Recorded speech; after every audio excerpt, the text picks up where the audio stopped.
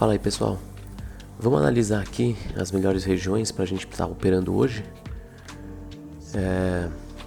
Vamos pegar o contexto aqui pelo dia. Vamos pôr aqui no gráfico de 1 hora. Então o contexto era aquele de sempre, né? Que eu já venho falando. A gente está trabalhando nessa região, nessa pernada aqui do diário, certo?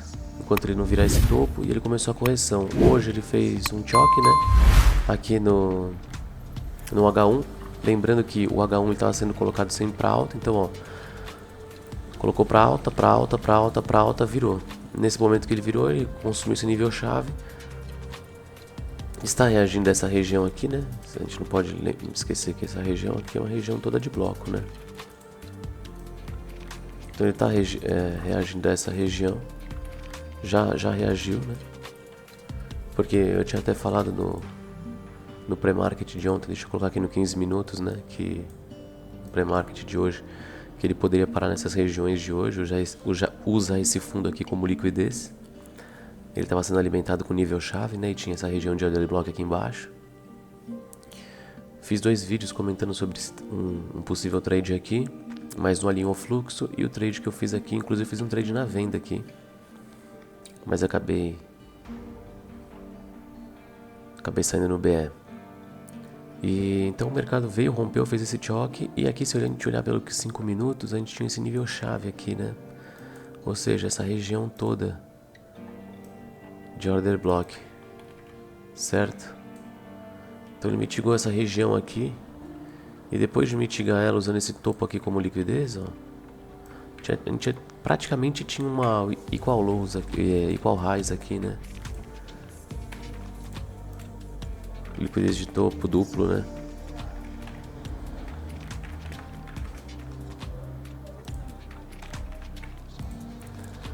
Mitigou essa região aqui de order block. E aqui, olha pelo 15. Ele colocou esse fluxo aqui para baixo, né? No 15 minutos. O fluxo do 15, para a gente entender como estrutura, é o que? O 5. Então o 5 virou para baixo nesse momento. E o que eu vou observar então? Eu vou observar isso aqui, ó, topo, fundo. 50% da região tá aqui, certo?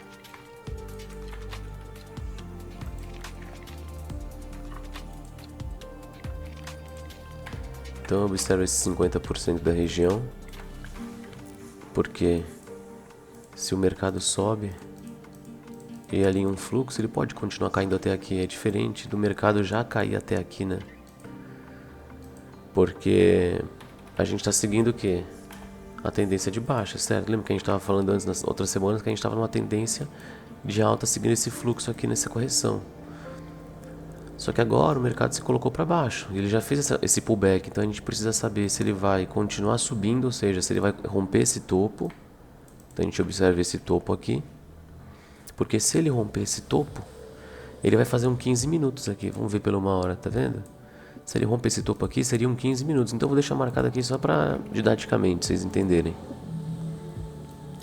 Então, se ele usar esse fundo aqui como liquidez, porque ó, ele mitigou, né? Tá vendo? Esse candlezinho aqui, ó, ele mitigou essa região agora. É um order flow, né? Mitigou, era onde a única ineficiência que tinha, né? Esses dois, entre esse candle e esse aqui. Pegou nele e reagiu. Aí vamos olhar pelos 5 aqui.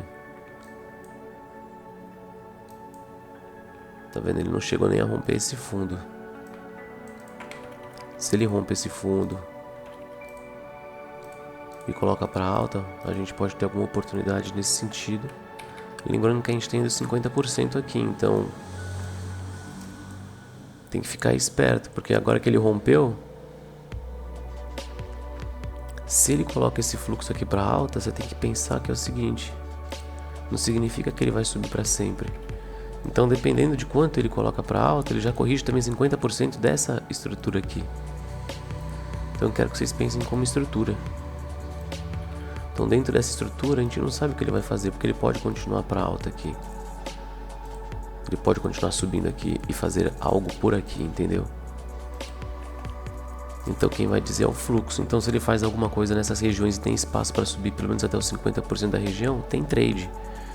Entendeu? Da mesma forma que se ele chega nessas regiões de cima aqui, ó, Se ele chega por essas regiões aqui,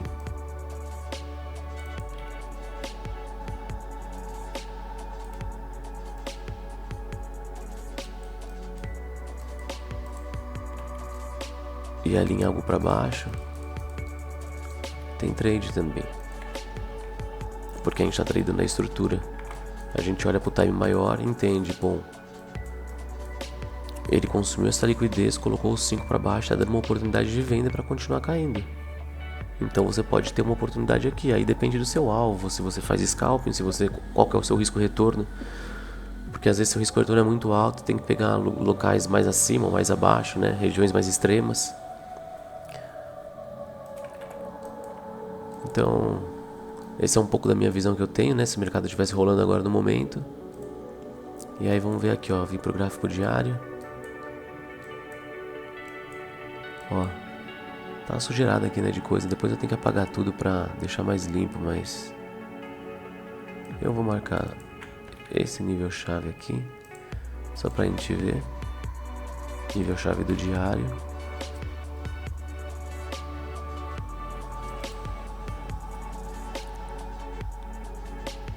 Vou marcar esse aqui também. Abertura e fechamento do dia, né?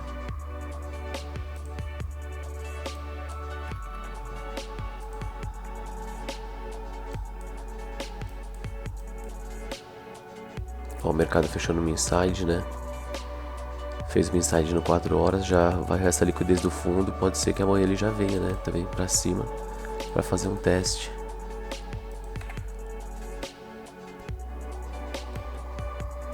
Lembrando que para eu pensar em compras, ele tem que romper só esse topo aqui, que aí fariam 4 horas para cima. E aí eu poderia acreditar que ele poderia pegar e virar esse diário, mas agora que ele fez esse choque, né, é uma varredura de liquidez. Você olha por aqui, você tem esse order block inteiro aqui de 1 hora, né, também ainda, mesmo ele tendo virado, por isso que ele já teve essa reação. Então como que ele vem nesse inside aqui, vamos ver como vai abrir amanhã. Deixa eu ver aqui como que tá. Pelos 60 minutos a gente tem espaço aqui, né? Então vou deixar esse nível chave mesmo marcado.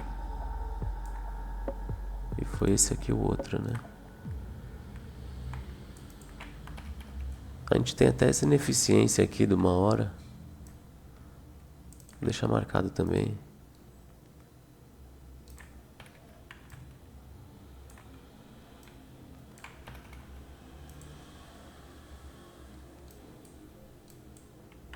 Então é isso que eu comentei com vocês aí, pessoal. É isso que eu vou estar esperando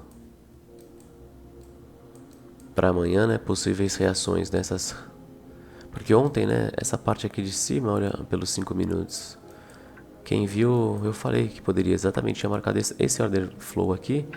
Que eu falei, bom, o mercado ele pode vir aqui, pegar esse topo como liquidez e colocar os 5 para baixo. E aí a gente já trabalharia na baixa. E foi isso que ele fez, né? Ele acabou abrindo aqui, foi para cima, consumiu a liquidez anterior, fechou a ineficiência que tinha aqui desse order flow aqui, né? Ó. Você tinha essa região aqui, certo? Foi onde ele pegou. Ele não chegou nesse extremo aqui que tinha um pequenininho aqui, nem sei se tinha, acho que até tinha aqui a ineficiência, mas aqui também tinha. Então ele chegou, pegou, consumiu e desceu.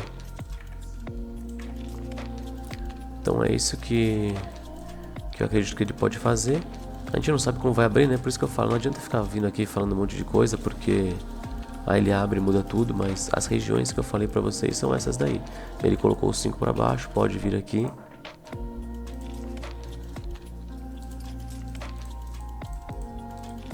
Pode fazer algo nesse sentido, pode utilizar esse 15 aqui como liquidez para vir para regiões mais altas e continuar corrigindo também, tá? Porque assim, agora a nossa estrutura é essa daqui, certo? É esse 15 minutos, então a gente está trabalhando dentro dela. Então ele pode chegar até esses topos aqui.